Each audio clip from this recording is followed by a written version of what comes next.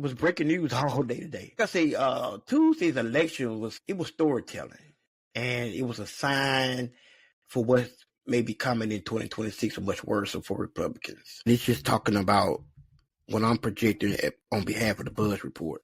They lose up to 22 seats in the House. 22, and that's with the new pickups up there in California, giving Democrats control of the House in 2026. And Democrats may pick up 2 seats in the Senate. Republicans have already started bailing on the Republican Party, but now you're seeing Democrats. You had 3 Democrats this week to announce they're not seeking re-election. All right, we are back for another episode of Uplifting Buzz podcast, and we are so grateful, as always, that you have joined us right here on Uplifting Buzz podcast for another episode on this awesome and wonderful Thursday here in the first week of November. Yep, we are in November, and we are moving along in this year, about to approach a new year of 2026. But yeah, we are moving along. I'm your host, Gary Johnson, and I'm joined by my wonderful co-host, Marcus Grove, right here on Uplifting Buzz podcast. This show is presented to you by Buzz Report Media and Uplift Mobile, 2 wonderful media companies here on the Gulf Coast, bringing you informed information as it happens around our communities. As always, we're honored to have you listening in and joining us right here on today. We have some more interesting topics to discuss and bring your way. But as always, just a friendly reminder, this is a non-biased show where non-biased conversations happen. We do not take sides with one person or the other. We just bring you the facts and have a clean, honest, non-biased dialogue about what's happening and what's important. And that being said, we're going to jump right into our show on today. Mr. Grove, how have your last couple of days been since Tuesday? It's been pretty good. It's been some great weather and some, great atmosphere here in Mobile. We do have new administrations getting kicked off, and I'm looking forward to seeing some great things. But it's been going good. How about yourself? Everything going good. Yeah, a lot of things is progressing, man, and moving forward. Just trying to make things happen in life. But as always, there's things that's going on around Mobile and the Gulf Coast and the country as well. And as always, when we leave the airways, there are new developments, and then it just so much is continue to happen. But I'm just glad to be here and being able to keep the people uplifted and bring them informed information. Wow. Since the last time me and you talked on Tuesday, which was Super Tuesday outside of the midterms and the presidential election, there were elections that was held all across the country, from from the state of California up to Maine, all the way down to Miami, Florida. There was an election across this country, and indeed, it was a referendum on our president, Donald Trump, and Democrats was victorious soundly in many of these races. I could say about 85% of these races, Democrats retook some state houses, ended some supermajorities, picked up some seats on city councils, and took some mayor seats, flipped governor seats, so forth. You got down in Texas, a congressional seat that's headed to a runoff. Democrats running in a runoff there. Down in Miami, there's a mayoral race down there headed to a runoff. Man, Tuesday was electrifying across this country, even over Mississippi. Mississippi have ended a Republican supermajority, their state Senate over in Mississippi, and they flipped 2 seats over there in the state Senate there in the state of Mississippi on Tuesday. A lot of HBCU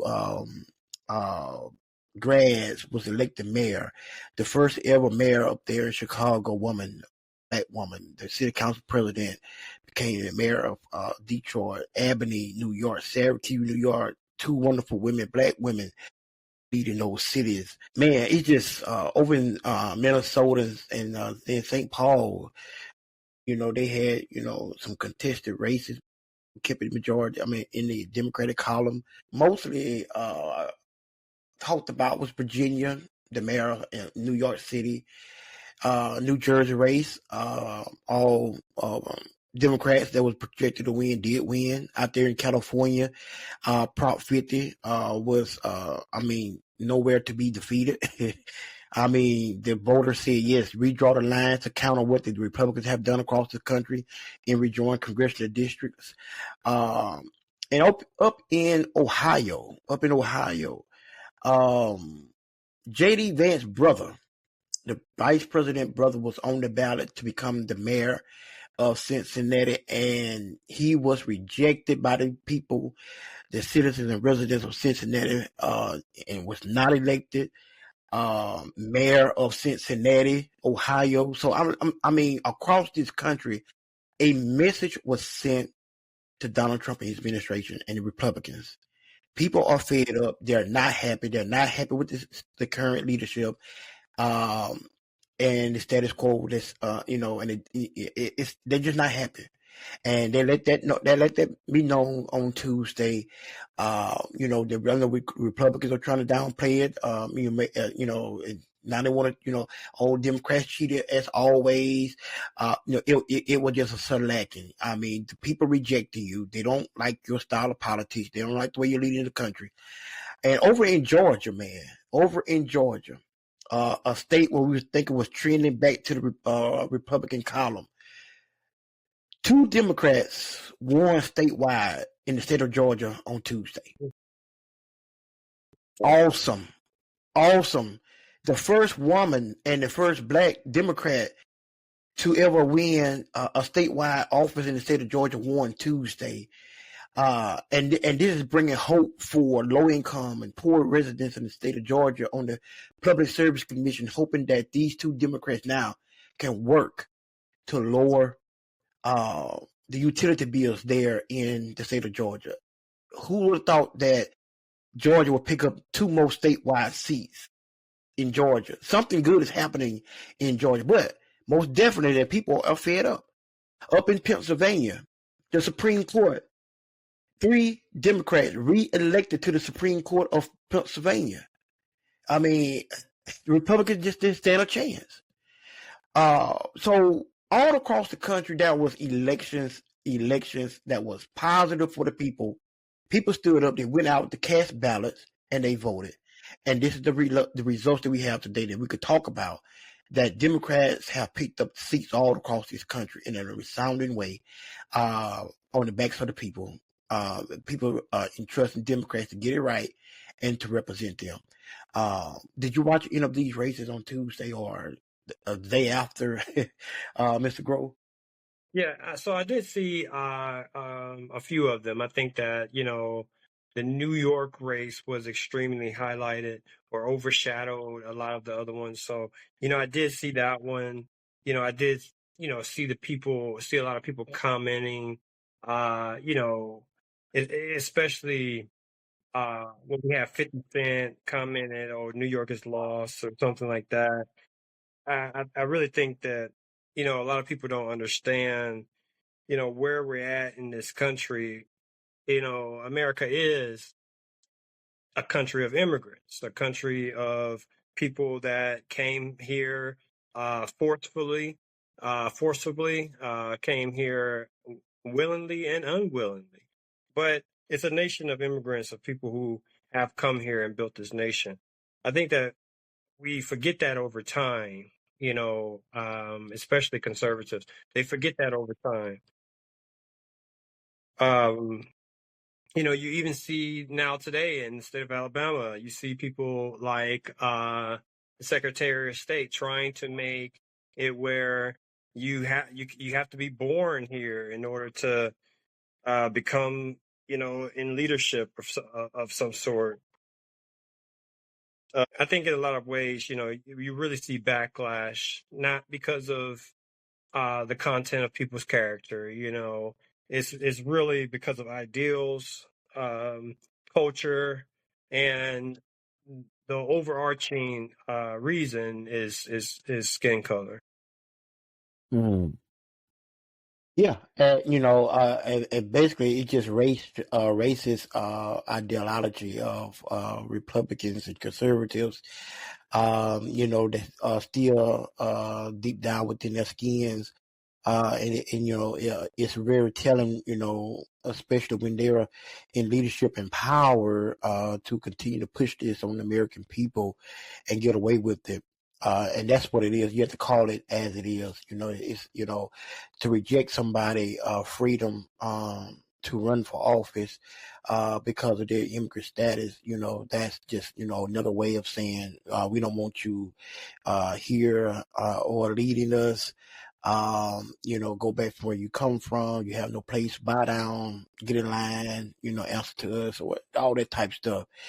Just like education, they want to teach certain things to our kids and don't want history to be told, and explained to our upcoming generations. That can, they want to keep that on the back burner and hidden, so that we don't, have to know about the 1965, all of the riots and all of the racist acts that they done, and all of the crazy things that they have done to the African Americans and people of color. How they came over to the Americas and took the lands from the Indians, that began in Oklahoma and Texas. They don't want to talk about that. They don't want to talk about, how the white people stole black people from their land and, made slaves out of them. They would never return to see their family members. They don't want to talk about that. They don't want that to be talked about. They don't want that to be known.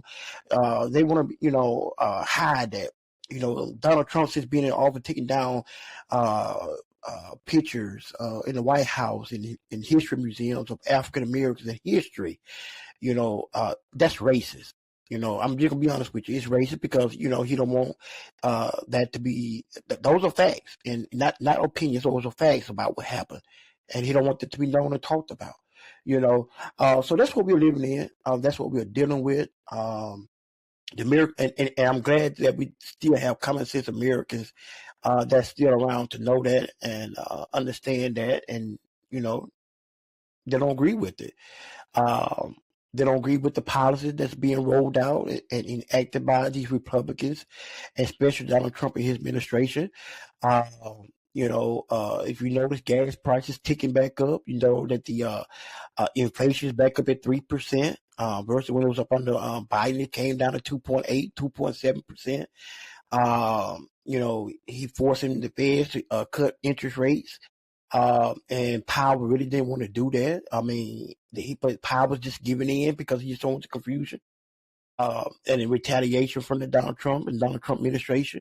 Are we on the brink of something happening to our economy seriously that we don't know about? Possibly. But Republicans, they continue to spread the misinformation and lies, as everything is good because they don't want to be blamed for the downfall under their watch. They can't lead. They haven't been watched in, the House haven't been in session for nearly a month. Or maybe a month or so, because they don't want to vote on meaningful legislation on behalf of the people as they claim that they're working for, which they're not. They're only working for Donald Trump. Let's look at today.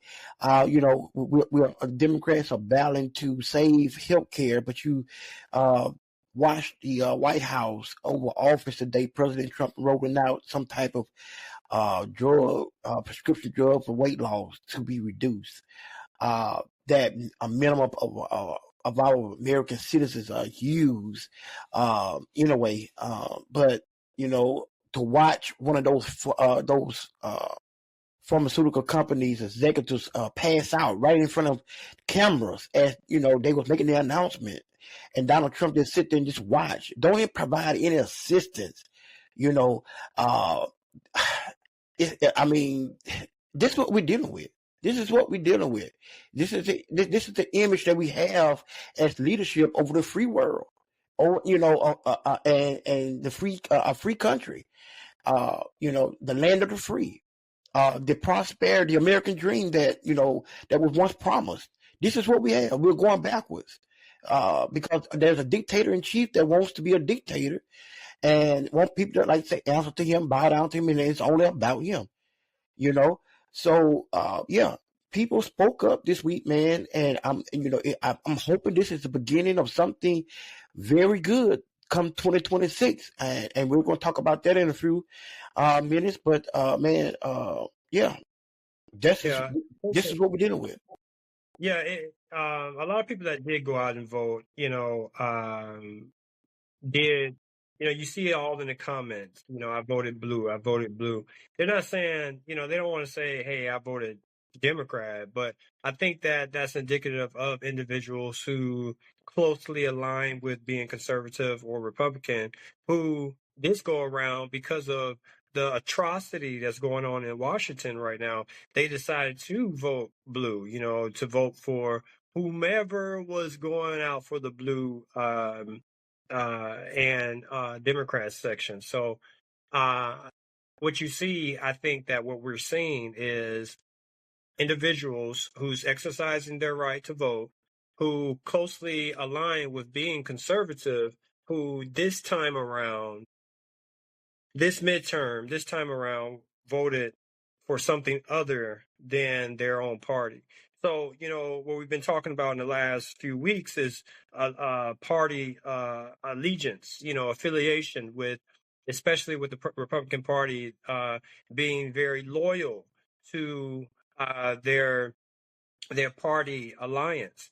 But what you see now is a breaking from the norm, and advocating for something other than what they've been seeing. And that is totally 100% due to, Donald Trump. I think in a lot of ways that the vice president is just on the same boat as the president, but even his brother is, have been not voted in due to his the vice president, his brother, being in the same boat as Donald Trump. So he's different. JD Vance is different from Pence, in that Pence, you know, went alongside of righteousness and goodness, eventually um, getting away from that, Trumpism. But you see JD Vance still, walking alongside, hand in hand, foot in foot with Donald Trump. So, I think people are tired. I think people are tired, and they're getting the picture. Yeah. Yeah. Man, and something, I don't know. Something's going to give on behalf of the American people. I still believe that there's hope. And there's a lot of Republicans, really, like I said, they're only acting in retaliation, in fear of retaliation, and their heart is not there. And they know that what's going on is wrong. You still have common sense Republicans out there. All Republicans are not bad. Right. It's an honor. I'm gonna say it this way: it's an honor to see that Congresswoman Marjorie Greene Taylor out of Georgia, one that was so heavily for Donald Trump, number one MAGA supporter, along with Matt Gaetz. She rose up and to be now really being cast down, coming around to her common sense and knowing that what she has been supporting has been wrong. She's starting to come out against her Republican leadership. Now she's saying she no longer is a conspiracy theorist, believing in the Quan and all of that type of stuff. She having to change her heart. Is she fully converted? No. Is she doing this to try to save her political career? Maybe.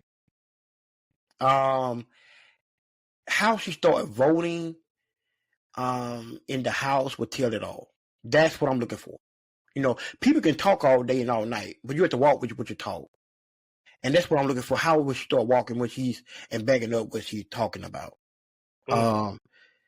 We watched today, the federal judge has ruled on this food stamp and SNAP case that 25 attorney generals have brought before the courts to try to force the administration to disperse SNAP benefits. And the judge ruled today, maybe an hour ago, that Donald Trump has till tomorrow. Yeah. Has until tomorrow to fund SNAP benefits. They got to come up with it somewhere. Today, was breaking news all day today. Like I say, Tuesday's election was it was storytelling, and it was a sign for what may be coming in 2026 or much worse for Republicans. Republicans, in my projection, and it's just talking about when I'm projecting it on behalf of the Buzz Report, may lose up to 22 seats in the House. 22, and that's with the new pickups up there in California, giving Democrats giving Democrats control of the House in 2026. And Democrats may pick up 2 seats in the Senate. Republicans have already started bailing on the Republican Party and announcing that they're not going to seek re-election in 2026. But now you're seeing Democrats. You had 3 Democrats this week to announce they're not seeking re-election. One is Jerome Golden up in Maine. He recently started coming out against the Democrat administration. He's more of a centrist, more of a moderate Democrat, and that was a seat planning on taking back Congress. That was one of the seats we needed to hold on to because he represents a district that voted 9 points for Donald Trump in the last election on last year. He represents a red district as a Democrat, but he was a moderate Democrat. So he, but hey, if they could find another one like him to go in and try to save that seat, it's possible. But I think there across the country, I mean, there's more seats that's up for grabs. That can keep help the Democrats regain control of Congress. In Chicago, you had one of their congressmen announced today that he's not, or maybe yesterday, that he's not going to seek re-election. The former Speaker of the House, in the first, Nancy Pelosi, announced today she's not seeking re-election to the United States Representatives after serving 40 years. People running from Washington. They're tired, man. They are tired. This is not the norm. This is not politics as we know it. We don't have the conversations, the adult conversations no more. Everything is just one-sided, lopsided, but I do believe that there is more people that's willing to step up and lead, that's going to fulfill these seats. The congresswoman up in, I want to say Massachusetts. What's the senator name? What's his name? The one that's it's military, I think it was. He was always sick. He's a Democrat, bald-headed guy. I can't call his name. Mm-hmm. In Massachusetts? I think in Massachusetts. Okay. Or maybe Pennsylvania. But there's a black female congresswoman is considering running for statewide office there, and that's possibly U.S. Senate against him.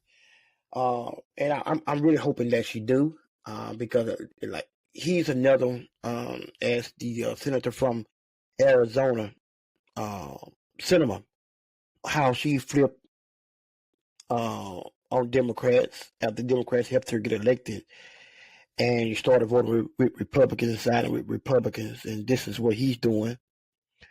Man, we just need people that's going to be real and represent the people, regardless what political party you're with. It's about the people and the people who sent you there, not about yourself. But yeah, man, 2026 is going to be a year, very interesting year, a very Mhm. interesting year, all across this country. And there's a Mhm. lot of races to be watched, and there's a lot of people that's going to get into these races after Thanksgiving and Christmas, that we probably don't even know about or probably didn't even think they'll get in. That's going to get in. But yeah, man, it's going to be some news to be talked about in 2026. Um, Definitely. uh, what your forecast look like on the uplift side? I mean, how do you feel about the state of our economy and the direction of our country? Yeah, so when it comes down to I guess more of an uplifting side of things, I do think that Donald Trump still has a little time left as far as trying to, if he did decide to change the way he is, change his mindset, change, his trajectory, his legacy, and alter it into a more positive way. I still think he still have a little time left.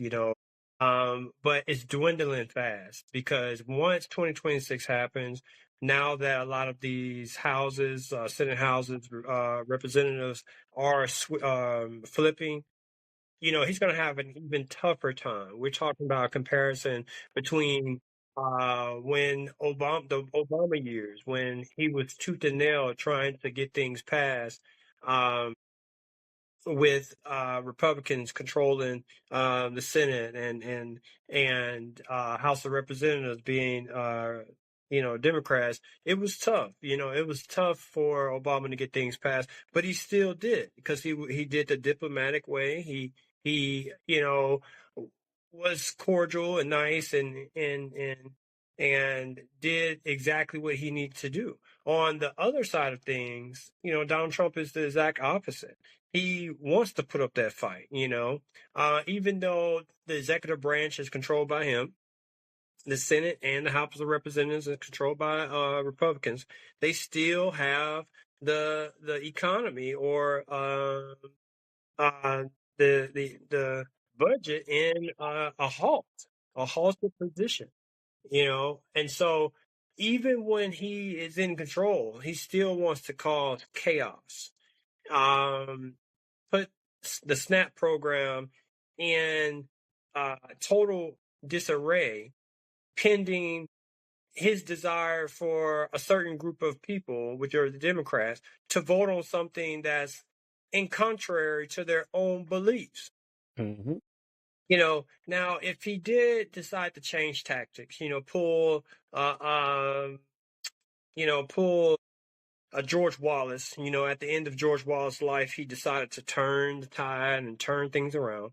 If he did decide to do that, I think that it wouldn't be such a bad thing. People would really start to understand, but it would be an uphill battle still. I think that 2026 will see, I don't think that he will go that route. And so I do think that, it will be um, a continuation of his norm. But at the same time, I do see a lot of things happening. We did see his talk about entering to Nigeria. I think that although he's just talking mess, I think that, for a lot of African nations, they should take that seriously. Even though there is verified records of Christians being killed by Muslims in that area, the president himself is a Muslim and associated with in the same tribe as those Muslims that's coming down. It isn't just a religious fight, though.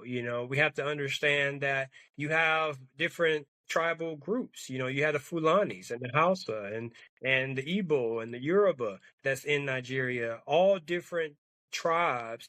Some Christians, on either side, and some Muslims on either side. So it's not a more religious fight. I think that going with that whole religious era, even in Egypt and Palestine, is foolhardy because it's less about religion. It's less about religion. Even before Jesus Christ and Muhammad was born, the Spartans and Xerxes and the Persians were fighting, right? And they weren't fighting Islam and Christianity. They were fighting because of ideals. They're fighting because of skin color. That is, at the end of the day, that is what it's about. It's about you versus me and the different. Right. So for me, I just think that it's going to be a continuation of back and forth with Donald Trump. I just wish things would get better. I wish things would be better because everything's kind of in a stalemate right now dealing with Donald Trump. Yeah, yeah, and I just hope it get better for the American people. There's always still hope, and I still pray for more fight from Democrats and the American people. Democrats in office can't do it alone. We have to do it in the streets as well, only and help them and have their backs. But there was a Democratic meeting, caucus meeting today.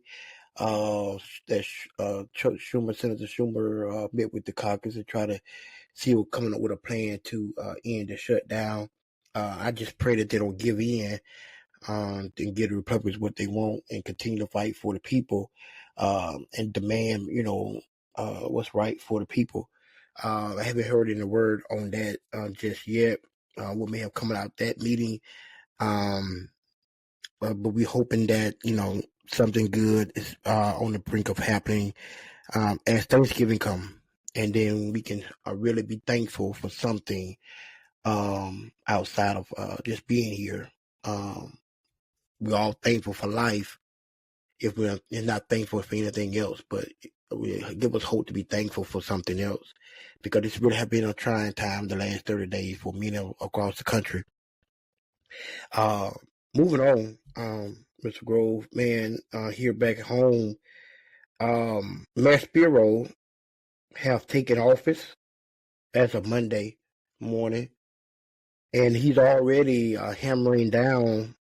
And I think we talked about it just a little bit briefly on Monday, Tuesday, on this ordinance about the downtown blight that Simpson got all in the works before he left office. I don't think it never passed the council before he left office. And coming out today, Spiro doubled down on it, pushing for it to be passed by the council. What's really behind? Just wanted to ask you, what's really behind? What you think? What's really behind this ordinance?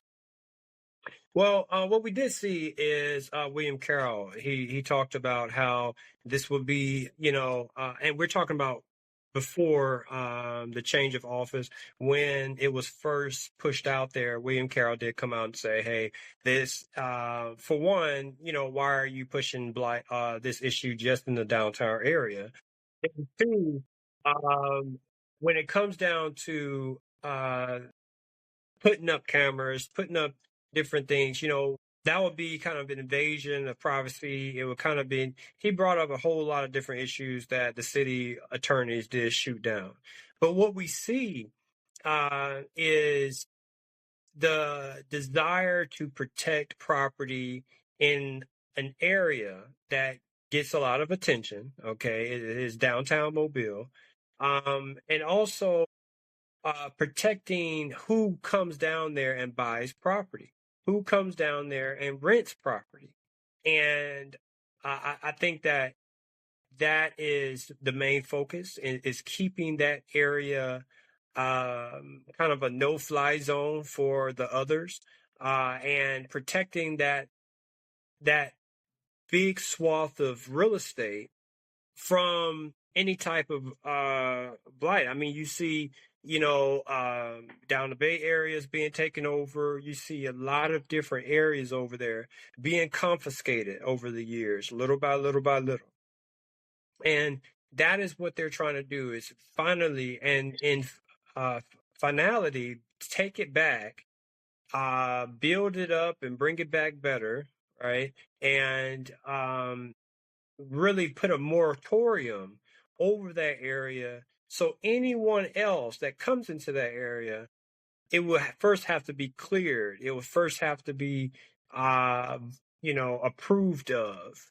It wouldn't be like in the city where you could just buy a piece of land and build or uh, start a business of some sort. It would have to be, they're trying to make it to where a certain group of people agree upon who comes down there, rents or buys land, and also what is your purpose for this land?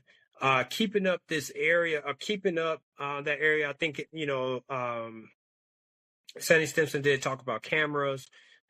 Putting fire codes on buildings to the point where they had to um, uh, institute some type of safety net over the area. And really, I think that it may be a desire to protect that area at all costs. Mm.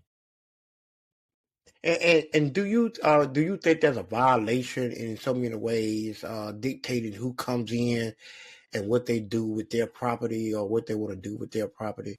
You forcing them to repair something when they don't have the money to repair it, or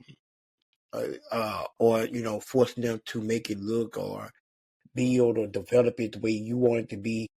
That's like over on St. Louis Street, where the black females that wanted to open up the sports bar, they got a lot of pushback because they didn't want them to come down that street or downtown. Um, so forth. Now you're starting to dictate who can come downtown, open up a business, remodel, what kind of business they can put down there. Are we moving to what I want to say, a time where we only going to see white businesses down there that's owned by uh, wealthy white men and women, like the boutiques and the restaurants and the clubs. Because once a black club closed down, they might not be able to come back. Or maybe one, I mean, I'm just throwing it out there hypothetically. I mean, that's what it's looking like. They're trying to use these little wording and coding like as they try to do something to protect the area, but not. But more in reality, they're trying to preserve it for what their ideals are for not downtown. Downtown Mobile is not like other downtowns around the country. They're trying to make it more like a downtown Fairhope and Foley.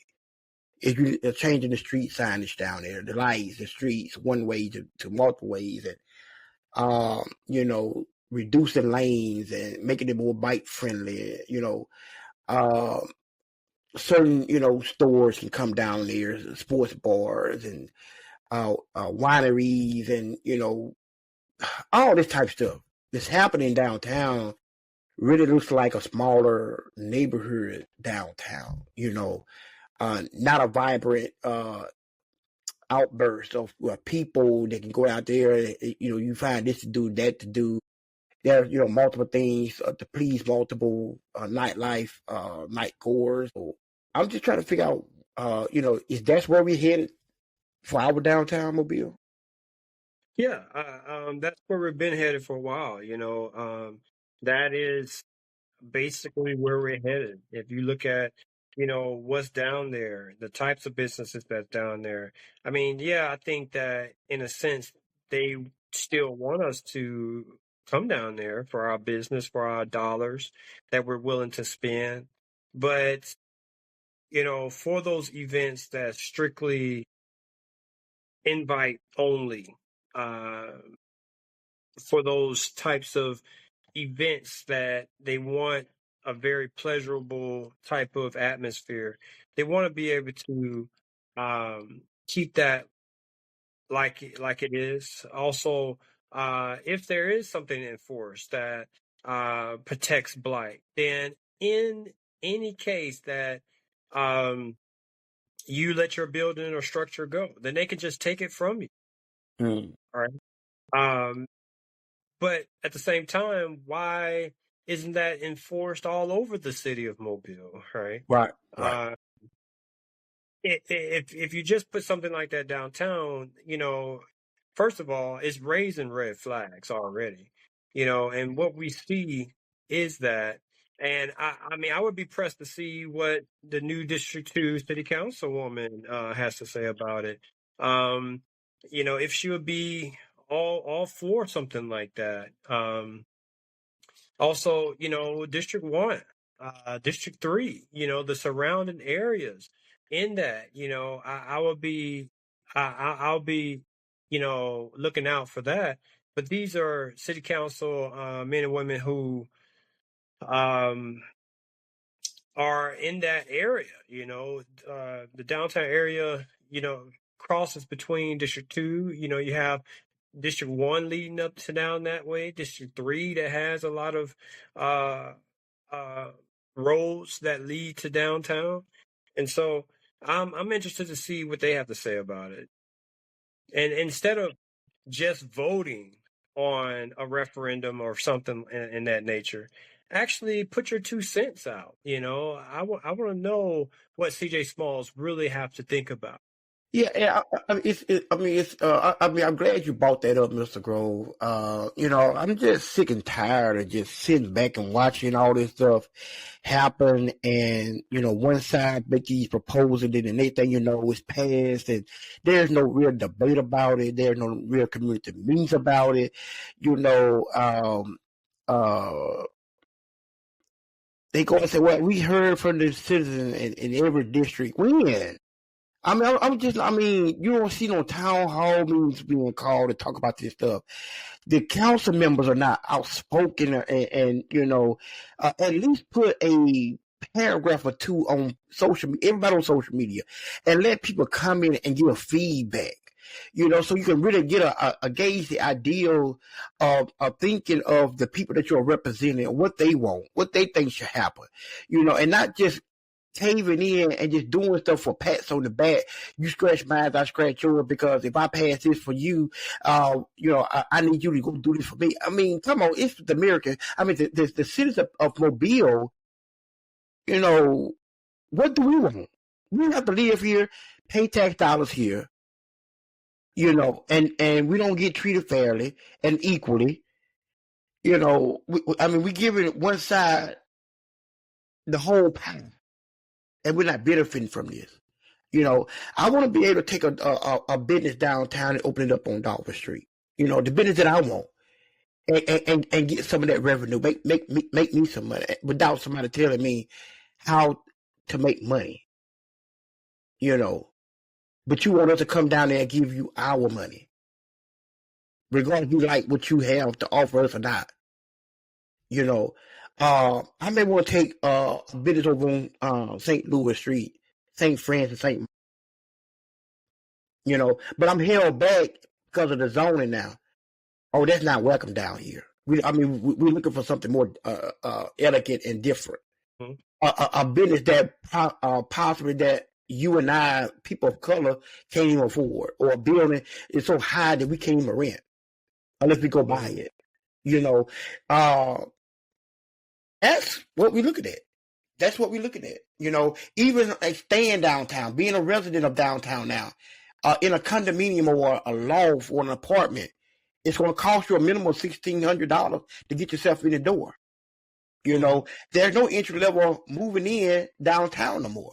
They're buying your house, moving you out, putting you further out of the city or deeper in the hood. What your house worth, they gave you less, and then they take it, fix it, resell it, re-rent it, but you can't come back because I want somebody different to occupy this space in this area. That's what we have. That's what we have going. And my hope is high for all of this stuff, man. My hope is high for the city of Mobile, and the administration will succeed. The city council will help push the administration forward. Bring new ideas here, bring new revenue, new activities, new jobs, better our educational system. Let it be fair for all, so everybody can get a piece of the pie and have a seat at the table. But it seems so that we have a new administration coming in, picking up on the bandwagon of the status quo movement. Mm-hmm. We're only here to protect the rich. And that brings a question to my mind, Mr. Grove. What if Mobile was like some of the other cities around the country, where we had partisan elections, where we had Democrats labeled as Democrat mayor candidates and Republican candidates? You had to either vote for a Republican or a Democrat. Would Spiro be the mayor today? No, not at all. Not at all. I mean, That's what I thought. he almost didn't make it. And that's how this political system is rigged. And it's not rigged by Democrats. I want to make that clear. I mean, it's rigged by Republicans because it was set up by the Republicans. But that's how they want it. You know, so they can be able to win. And that's how he's winning. That's how they're winning. You know, if we had a partisan election in the city of Mobile, Robert Drummond would have been the mayor today. Because you're forced your citizens, number one, to go on the record of who they voted for. You know, and then you have to identify with a policy and a party. And Mobile being an urban city, you know, majority black city, you know, there wouldn't have been a lot of cross voting ticket voting. It probably been slim and a small majority of votes to prepare her to victory. But I do surely believe that Barbara Drummond would have been mayor of Mobile if that was the case. But you know, but we have what we have. I wish the people of Mobile would wake up and look at Birmingham, Atlanta. You know, just re-elected a young mayor. I call him young. He might not be that young, but Andre Dickens. You know, we look at Chicago, Detroit, New York, all of these cities that's, you know, coming out to support their candidates of choice. And aligning with their culture and beliefs to actually represent them, to stand up and to be that voice for their neighborhoods, for the life that they come from, you know, the footsteps that they have walked in, you know, electing somebody that have come, not that didn't come from the corporate ladder down, but came from the streets of Tomanville, such as Stanton Road and Martin Luther King Avenue, P10 Street over in Plateau and Happy Hill, and walk those streets to get to the corporate offices of United Healthcare, Alabama Power, Mobile Gas. You know, they came from what you would thought was the slump. And there was always a saying, can anything good come out of Pritchard? That's the type of leadership. I mean, yeah, we can have a city council member that comes from the bottom. You know, that didn't live in the fancy houses, don't have the fancy cars, the fancy jewelry and clothing, you know, and that don't have the MBAs behind their name. They're just an ordinary citizen speaking ordinary things on behalf of ordinary people, representing ordinary people. They're coming from the level that me and you, maybe we need a small business owner that can be the mayor of Mobile. They can represent, you know, the city as a whole from a small business standpoint, you know, that's crawling before you walk type mentality, that know the real struggle. How can we come from and move past that real struggle and break those barriers so we all can be a part of the movement for greater and prosperity? You know, that's what we need. And those are the type of people in leadership that we need. Because if you walk into office, Mr. Grove, and you coming from the west side of Mobile, from a neighborhood of people that don't make less than $400,000 a year, your house don't cost less than $500,000. You think you can relate to what's taking place over in Plateau or Happy Hill or Trinity Gardens or Crichton? Can you relate to that? No. You can't relate to how I have to rate, how Gary have to go out there and work 2 or 3 jobs just to, you know, pay light bill, water bill, and gas, and don't still have enough money to buy Tylenol or food on my table. You know, you can't relate to that. You know, going home in the evening on a smooth paved street, nice curbside sidewalk, street lighting, nice signage. You know, your flowers in your neighborhood. You can't relate to how I have to come down Broad Street or St. Stephen Road,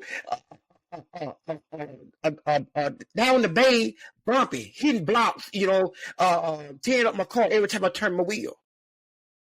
And then I got to figure out how I can get it fixed. Right. Because I don't have the insurance, I can't afford it. That's what we're living in. But that's what the people of Mobile and across this country have to realize. We need to start putting people in office that represents us, that comes from where we come from. And they can better relate to where we're trying to get to. I know the education system over here in Pritchard is different from the education system out there on Dawes Road that those attending Mayor G. Montgomery and Baker High School and so forth. You know that. We have to get bused to school. While they parents can, in the neighborhood, let them walk and drop them off at the doorstep. We still in two different realities in America, and right here in Mobile. And Mobile have not moved past some things that a lot of people are still scared to talk about because they want to fulfill their pockets off of other individuals, pleasing them to get what they want, and leaving the others from the same neighborhood they come from behind, still struggling. That's why I say today, if you look at this shutdown situation in America, Mr. Grove, there's a lot of us that came from these poor neighborhoods before we got to where we are today, that been down in the barrel, didn't have much. They always had steak on and pork chops on the kitchen table.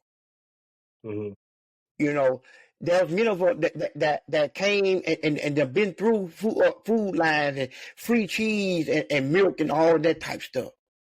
But you went and voted against the same neighborhood where you come from, and now that same neighborhood you come from is suffering on the backs of your vote for something that does not align with the culture of where you come from. And now we're seeing the effects of it right before our eyes. That is taking a toll on our own communities. I mean, whether Mr. Grove, you got $100,000 in the bank, that don't mean you better than me. That don't make you should look down on where you come from. We still should be a voice to help build our neighborhoods and our communities and our brothers and sisters up, regardless of what you look like and where you come from or where you're walking now, or the life that you're living. Everybody has to answer to God for themselves, but we should not have to step on somebody's neck because where we have made it and what we have today. I'm just saying I still have hope. I still have hope that we'll get past some of this stuff and that we'll wake up as a people and realize that it's us holding ourselves back and not someone else holding us back. Yeah. It was like, this election season, you've seen it, there's 40 and 50-year-olds, 20 and 30-year-olds who just didn't go out to vote either time during the initial or the runoff. Things like that is reasons why we're still always going into the same door. That's absolutely true. And we have to, we have to be effective in our lives to bring about change according to our beliefs and where we're looking to go. And in order to do that, our voting is very powerful. It's very powerful, and we need to utilize our rights before they all take it away from us. And to better our communities, uplift and build one another. It's time out for just casting, doubt and fear, putting each other down. It's time for us to build each other up. Work together, unite together, put our resources together. I mean, all of our, black men and women, young. I'm talking. Let me say this: our younger generations that come together, put our resources together financially, start buying land, building real estate, building houses that will create resounding income, so forth, providing jobs for our community, opening up stores, grocery stores, our own car lots, our own hotels. We can do this. We have the power to do this, but our ego, we don't want to work together. We don't want nobody to get ahead. Mm-hmm. We can't build that coalition, that powerful coalition, and keep that wealth in our communities. And our voice will be very, very strong if we do that. Yeah. And I think you touched it when we first came on the airways a month, a month or two ago. You mentioned you brought this up, Mr. Grove. About what I'm talking about right now, putting our resources together, as a people, and creating generational wealth, and that we can live off of and be proud of. And you brought this up, and I'm not the only one thinking like this. There's a lot of people thinking like this, but there's no action or movement on it. People have to come together and actually put the plan to work and make it happen. And it can be successful if you do it right. Yeah. Yes, it can. What you hear though is, what is it in for me? How does it benefit me? And if done correctly and pushed well, I think it can be beneficial for a lot of individuals. And really, once you get the numbers, it would take less than $1,000. If you commit $50 a month, for instance, for 1 year, 100,000 people, you're talking about money. You're talking about $6 million, right? And just keep investing, keep doing it well, create businesses. And then the ones who did invest, these are the ones who are beneficiaries of that, right? And so actually it's 60 million for 100,000 people. It is only $50 a month, whereas we don't have 10,000, 20, $100,000 in the bank account, but we do have 50, and we waste 50 every month. We use approximately 10 to 15% we waste every month. Everybody does. And so with $50, with 100,000 people, you have $60 million. Now, if you can't create a business out of that,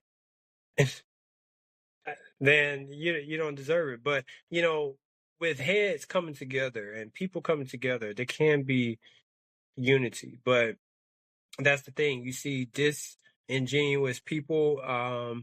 You see businesses that are trying to create that.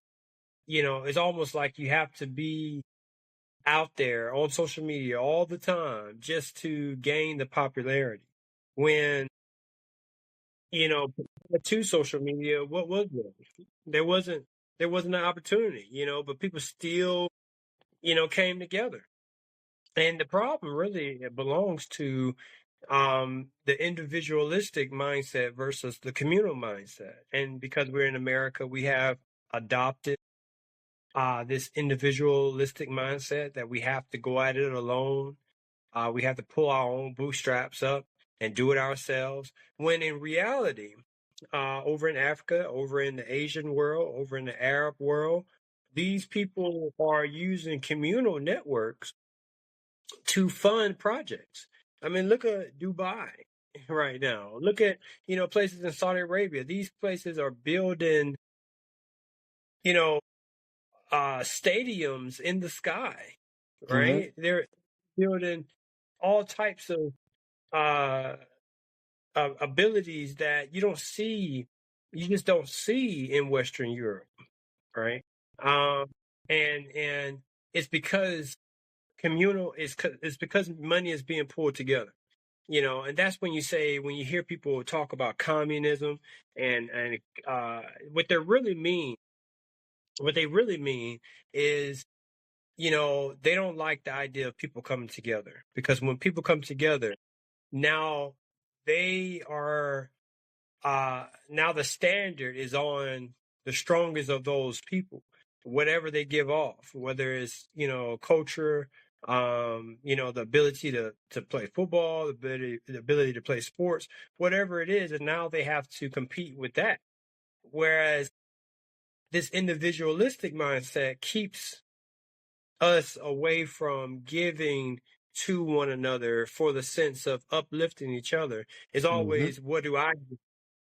Right. What's in it for me?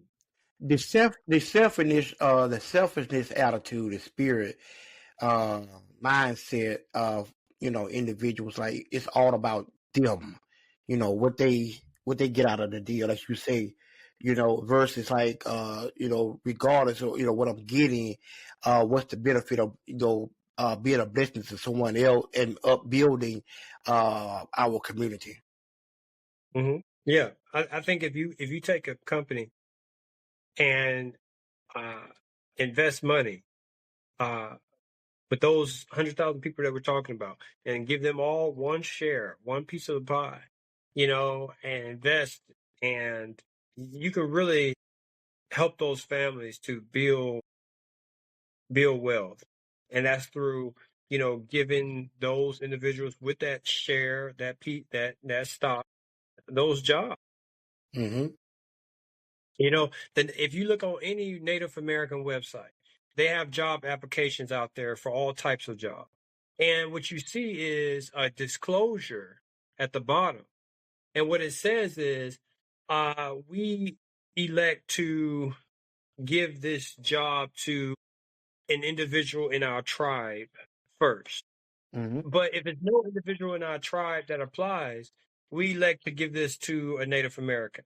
But if it's no Native American, and then and only then will we broaden this job for the general population. You know, uh, for the more conservative population of the United States, they don't say that. They just do it. For us, we don't do it at all, right? And I think that it's time for us to start doing that. Right. And start showing more love and being positive, and so we can succeed together. Just a quick note.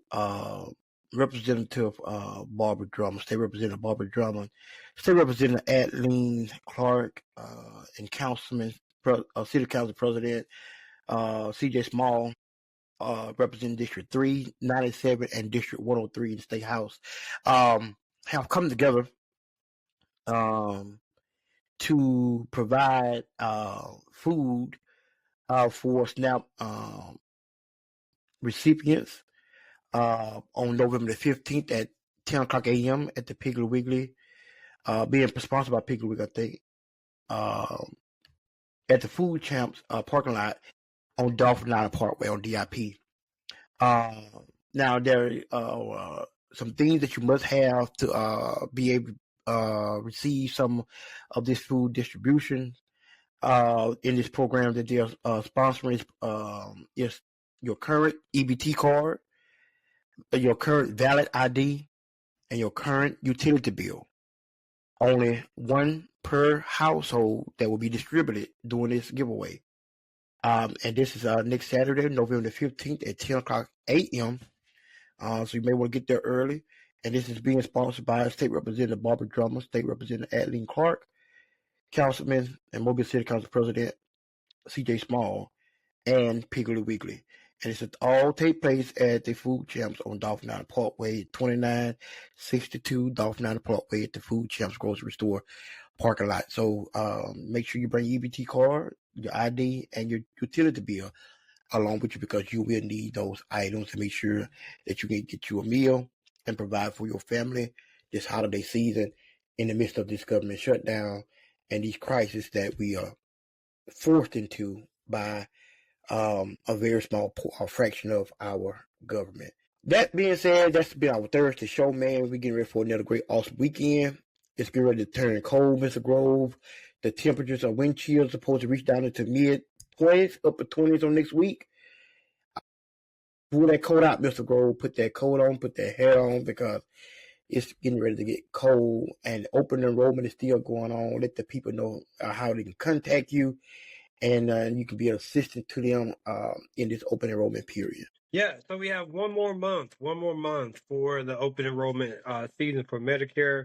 Contact us at workwithgip.com. We are available, willing to assist you with enrolling into the plans of your choice and the companies of your choice. We're licensed in the state of Alabama and Florida. So if you're in the Florida Panhandle in Pensacola and Baldwin County, Pensacola area going into Florida, contact us at workwithgip.com, and we can assist you with your enrollment. All right, y'all heard it for yourself. Make sure you go and sign up with workwithgip.com and let them be able to assist you and your family members. Make sure you all have the right plan to address your health needs in this Medicare open enrollment. Just if you need health care coverage, they are the ones to make sure things are in place for you. All right. That being said, man, this has been another great show of Uplift and Buzz podcast. I'm always honored to have Mr. Marcus Grove with us, Uplift Mobile. You can visit them at upliftmobile.org. Or Buzz Report Media at buzzreportnews.com. And we are grateful that, as always, that you all join us right here on Uplift and Buzz podcast. Please continue to like, share, and subscribe, and enjoy each and all of our episodes in our broadcast on our website at www.upliftandbuzzpodcast.com and all of our streaming sites, such as Apple, iHeart, Spotify, Amazon, and our website as well. Also on Facebook, Instagram, and also Twitter, known as X. You can catch us on our live broadcast as well. Also on YouTube. Don't forget, we are on YouTube. If you want to go back and listen to any of our episodes as well on YouTube, we are there on YouTube as Uplift and Buzz Podcast. Until Tuesday, you all be safe. Take care of yourselves. Stay warm. And God bless you. And we'll meet you right back here for another great show of Uplift and Buzz Podcast. Thank you.